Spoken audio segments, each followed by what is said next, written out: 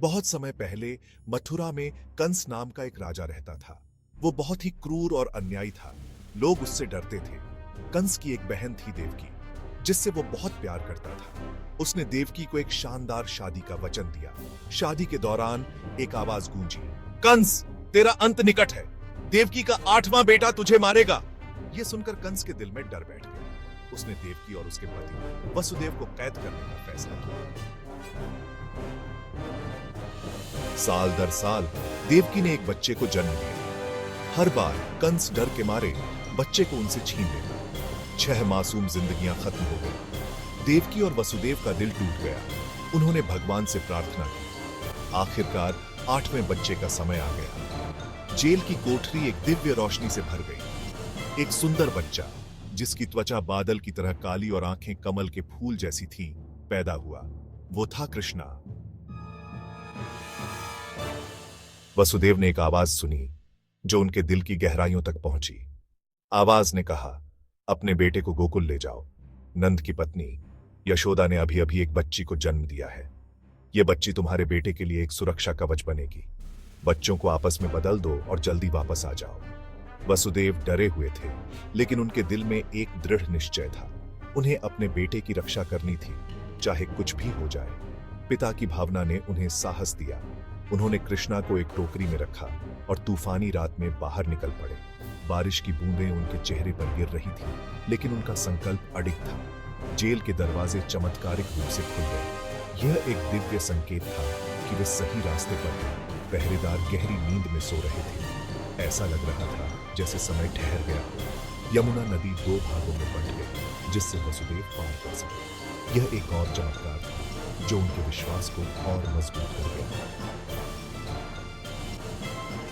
Section 4, अ perilous journey.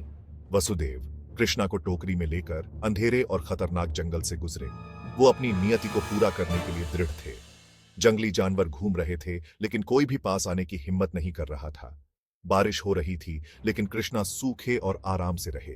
Gokul पहुंचकर वसुदेव ने नंद के घर को ढूंढा। यशोदा अपनी नवजात बेटी के साथ सो रही थी। भारी मन से उसने बच्चों को बदल दिया। वो यशोदा की बेटी को वापस मथुरा ले गया। Section 5, A Mother's Love. The bond between a mother and her child is one of the purest forms of love. In the serene village of Gokul, Yashoda's heart overflowed with affection as she cradled baby Krishna in her arms. Their bond was unbreakable, filled with moments of joy and tenderness. वापस jail में देवकी की आंख खुली तो देखा उसका बच्चा चला गया है। उसकी आंखों में आंसू थे और दिल में एक गहरा दर्द। वो बहुत रोई। उसे लगा कि कंस उसका बच्चा ले गया। उसकी चीखें जेल की दीवारों से टकरा रही थीं और उसका दिल टूट चुका था। कंस आया, 8वें बच्चे को मारने के लिए तैयार।